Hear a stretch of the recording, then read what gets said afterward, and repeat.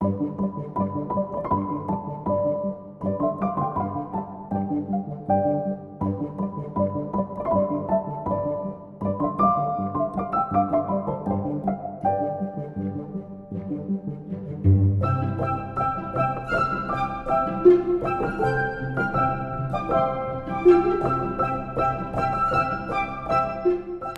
this is F. Paul Driscoll, editor-in-chief of Opera News, here with another episode of Opera News's Sightlines. And my very special guest today is Enrique Mazzoli, who is the music director of Lyric Opera of Chicago, the principal guest conductor of Deutsche Oper Berlin, and affiliated with the Bregenz Festival as well, and has conducted pretty much anywhere you'd want to hear opera or symphonic music in North America or in Europe. Welcome, Maestro. Thank you. Thank you very much. And you are now in Chicago, and you're getting ready to open two back-to-back shows at Lyric Opera of Chicago. You have Verdi's Don Carlos in French and Contori of Rossini. Yep. So if we could start just a little bit of background. We had a very good conversation when you were in Chicago doing Louisa Miller a couple of years ago. This is before the pandemic. And you talked to me about how you felt conductors, or let's say orchestras in the bel canto era, worked with singers, and how singers sort of started the performance, if that makes sense. Am I paraphrasing? Yeah, correct. Yeah. Please explain that. Well, I would say that the 20th century a little bit destroyed the rules of bel canto. Let's not now focus exactly in the meaning of bel canto, so the beautiful singing, but about how to perform. Yes, the rules have to make it. So I would say in a practical way. Yes, so we have the singers on stage, we have the orchestra in the pit, we have to make a bel canto opera. Which are the rules? One of the fundamental rules in the bel canto is that the singers were basically the tempo. When I underline the tempo, I mean that today the conductor is itself the tempo. Yes, so I coordinate the tempo in the orchestra. I transport the orchestral tempo to the stage and I show. So I'm really a point, like there are lines coming, rays coming to me, and I coordinate all the tempi.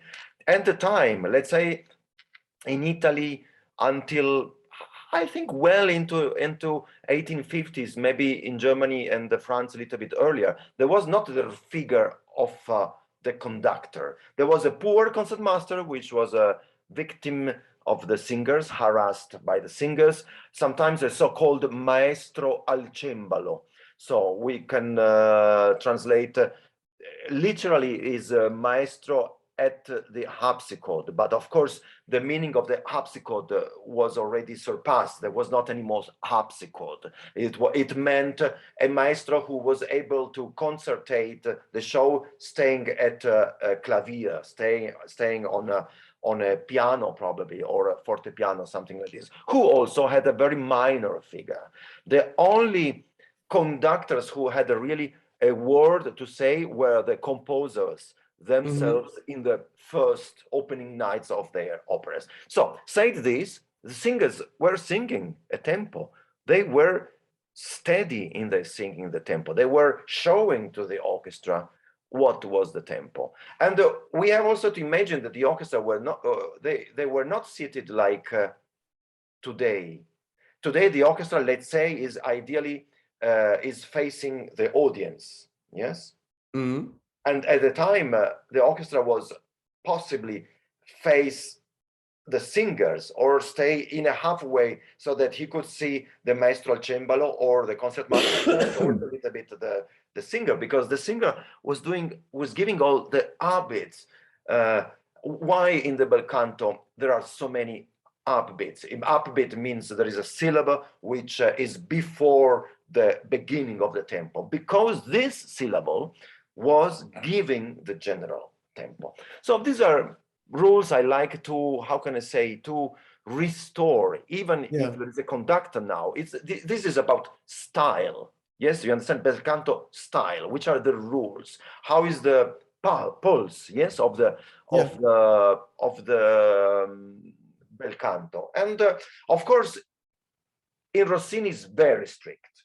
In Donizetti is a little bit less strict, and in Verdi it fades out. This rule fades out slowly, because slowly there are many more conductors with a more important role. And I would say that in Don Carlos times there was already a conductor. So can you talk a little bit about when you work with singers, do you tell them that they're quote unquote in control, that you'll follow them? Yeah, absolutely. We had just a few days ago the first rehearsal of Rossini's Le Conterie. So we Yeah. are in the 1820s. You can imagine 1820s, not 1860s. And I really explain them that this steadiness, this idea of being the tempo is in the singer. We were exactly speaking about this topic. Of course, with so you said something absolutely right. In this period, I'm having double rehearsals, Le Conterie and Don Carlos, which have 40 years, 40, yes, in between, which is a lot under the stylistic point of view.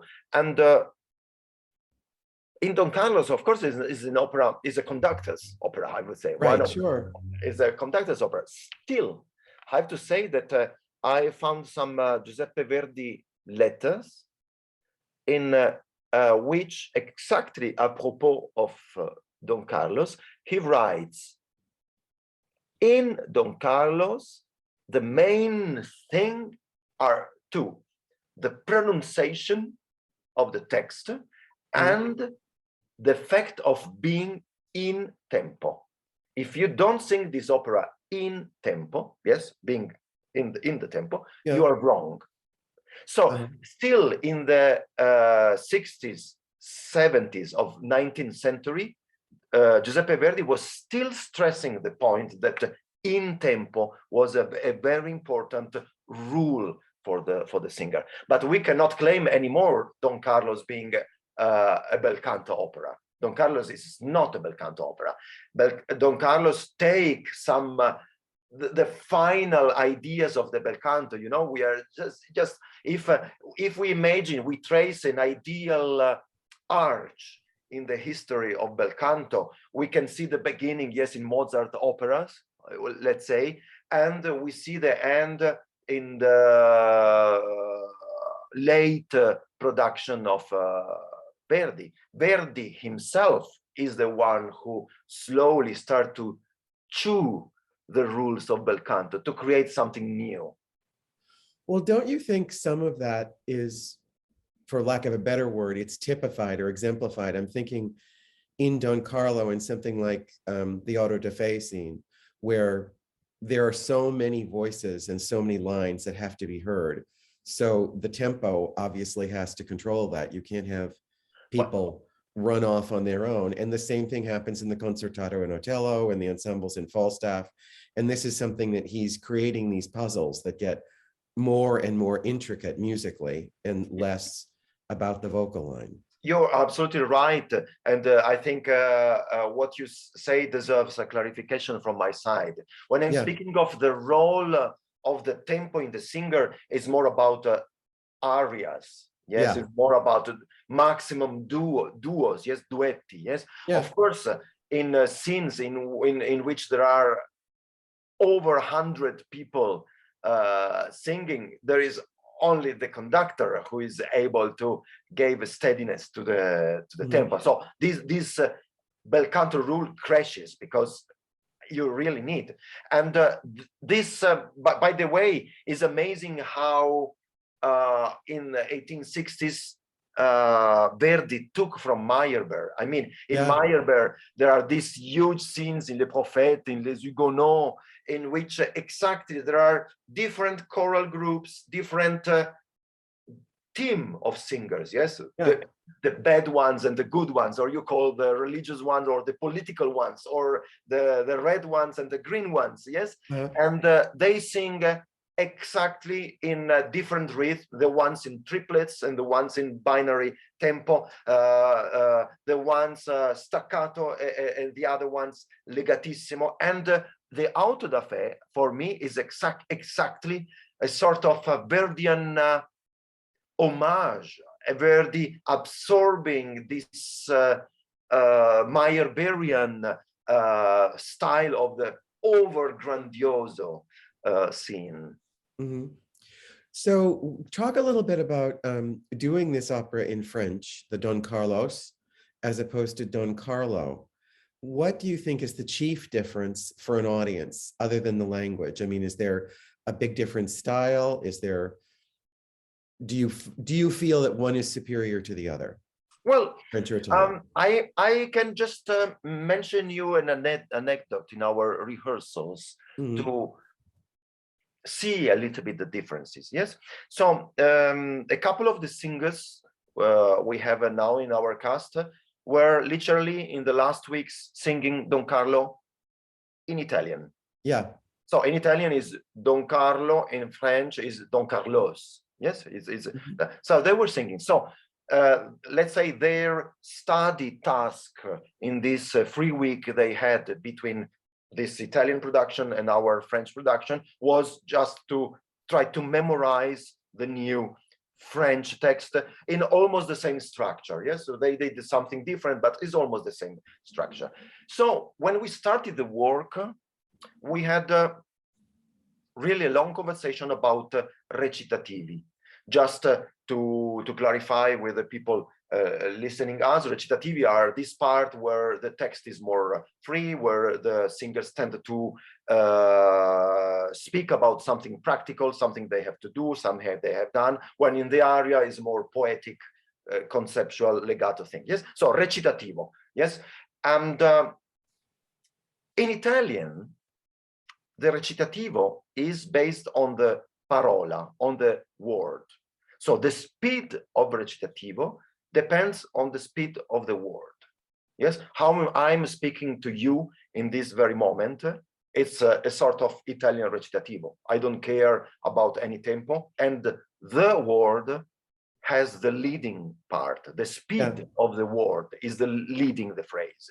And in French recitativis, it's completely the opposite. The tempo, the micro melody inside the recitativo is leading over the word. It means that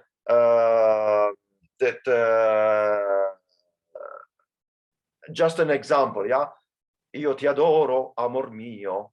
No, I love you, my love. Yes. So in Italian, we just care about to say it. Io ti adoro, amor mio. And in français, c'est je t'adore, mon amour. You see, you have to sing it. It's not je t'adore, mon amour. And in Italian would be io ti adoro, amor mio. You understand? There is a basic difference. In French, you sing the recitativi, and in Italian, you speak the recitativi. So there is a very different specific weight in the balance recitativo aria. And I mean, it's not a marginal difference. All the dramaturgy is somehow, takes a different timing in the opera. And all this is part of the history of French opera, and it makes Don Carlos en français, in French, very interesting. Apart that I am a big lover of the first versions. So now also in Deutsche Oper Berlin, we did Les Vêpres Siciliennes. So the opera, which is very well known as I Vespri Siciliani, which was, let's say, one of the very first Giuseppe Verdi Grand Opera try. Yes. So and you see how my repertoire is carefully cared. Yes, because this year I really programmed to have Les Vêpres Siciliennes and Don Carlos, first versions in French language. Yeah. So what about, talk a little bit about how for you, Verdi grows and develops and changes, because I've heard you do some earlier and middle period things. I won't be able to hear the Don Carlos, which is obviously in the 1860s, but you've done Macbeth, you've done Louisa Miller, and that has a more obvious connection to the early 19th century stuff. But what is it about him? He seems more than any other composer to keep growing and changing and thinking. Yeah. Is that your opinion, or is that true for you? Well, it's absolutely true. So why Giuseppe Verdi became Giuseppe Verdi? No, because we have to clarify, in the end of the 1830s and the beginning of 1840s, in the Italian composition landscape, there were many Giuseppe Verdi. Just to understand, many conductors, who were actually very good. Many of them really became completely unknown because Verdi killed the possibilities of everybody. So what is the difference between the average composer and Giuseppe Verdi? Is that Giuseppe Verdi, as the average composer, made his own the rules of bel canto, coming directly from the late Rossini, Bellini, and Donizetti. The fact is that the other composers a little bit crystallized in those rules when Verdi was able to made his own these rules and then move away, move or crash these rules slowly. Just an example.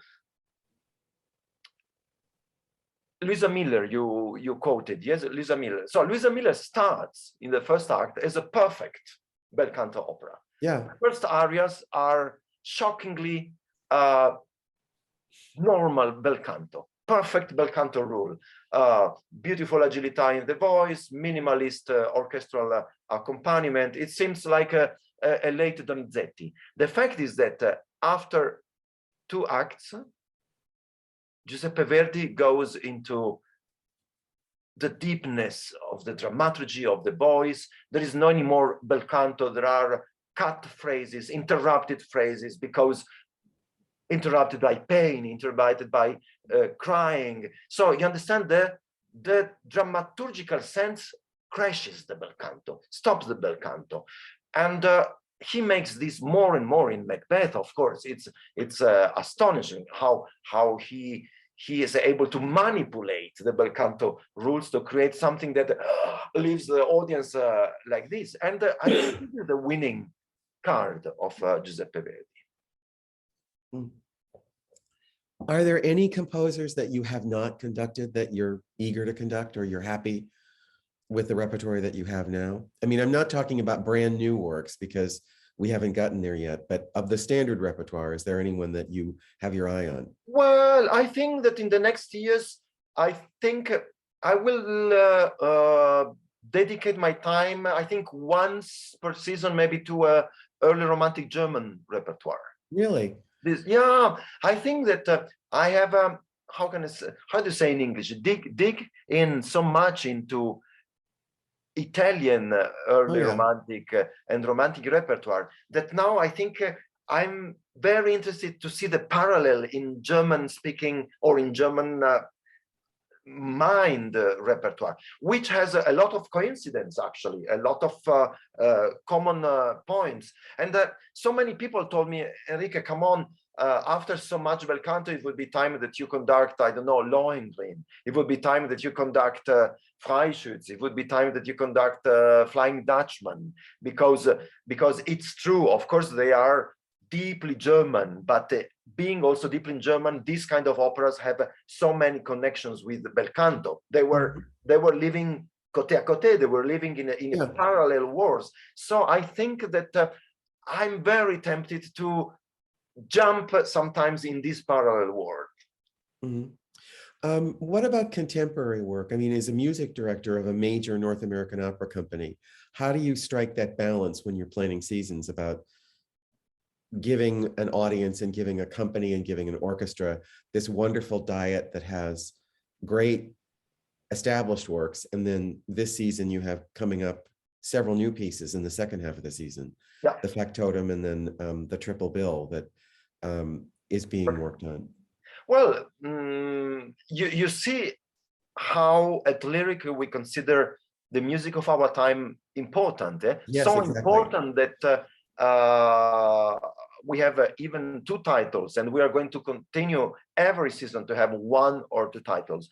By the way, of course, you know that I'm absolutely forbidden to announce what we are going to have in the next seasons, but you will see that I also will dedicate a good part of my time also to contemporary titles.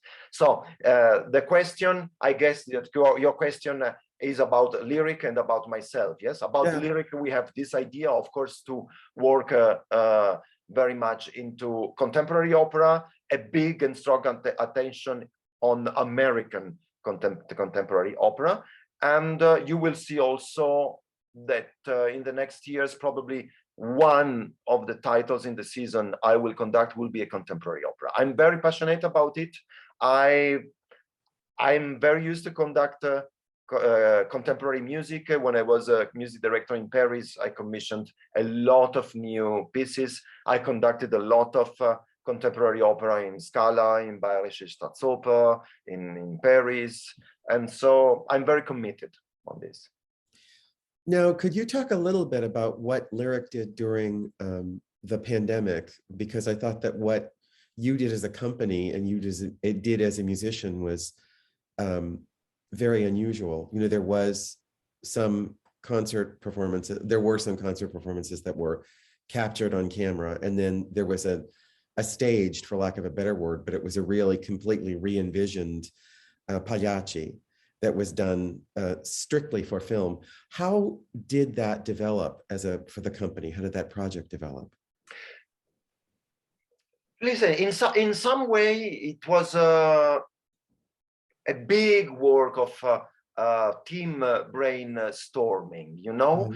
And I literally remember Mr. Freud, our general director, and myself sitting in the table that is behind this computer in which I'm speaking, in this table, and really with a piece of paper, and with myself having been able to arrive here in Chicago with the last direct flight Paris Chicago, and saying to Mr. Freud, listen, I have 6 ideas of streamed shows that we can prepare. One for the orchestra, one for the chorus, one for the Orion Opera Center, and so on. And we literally started to write down. Also, we were also arrived to write together the scripts about this, and we had actually a lot of fun doing this. You have to know that at the time I was not yet been appointed music director. I was music director designate. Yeah. But as music director designate, sitting here in my condo in Chicago and doing nothing, I was really suffering. So really, I thought, okay, we have, yes, and then I remember we did this Attila highlights with 2 pianos, because, you know, Attila, actually now I remember, Attila was inside our plan of early Verdi operas. And I was so disappointed that we could not perform this fantastic opera by Verdi, that I thought, okay, we have to do at least highlights. This was actually the 4th project I remember that I programmed. And in some way, yes, I participated, I think, a humble way in the process of creating a lot of streamed shows. And I would say that the experience that we developed on these shows, I had a last big show in the Pagliacci that we filmed inside the opera house, taking care of all the COVID issues. So all the orchestra with mask, where the single stands in distance, the singers were behind me in distance. So actually it was recorded in a extremely complicated way. And I have to say that I'm so proud of all my lyric opera family for the result. You know that we got an Emmy nomination now for the Pagliacci, and I'm really so proud about it. Yeah. Well, you deserve it. That was a wonderful show, and it's a brilliant use of. I love the way it uses the entire building. Yeah. The Civic Opera House building or Lyric Opera House building, and gets to the stage in a way which is really very imaginative.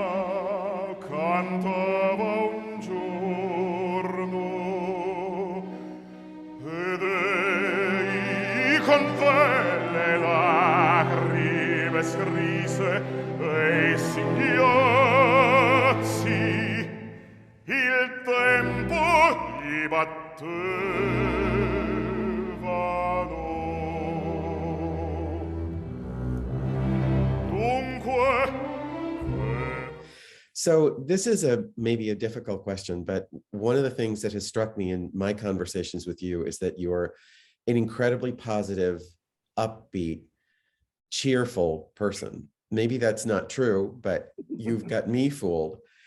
But how do you keep that together as you move forward and you've got these positions of great responsibility, and we're facing what this art form and what this industry is going to look like after this long intermission? Because we're just coming back. Audiences are coming back now. And I think ticket sales in a lot of companies have suffered as people are trying to decide whether or not they want to come back. And do you sense a change in the audience?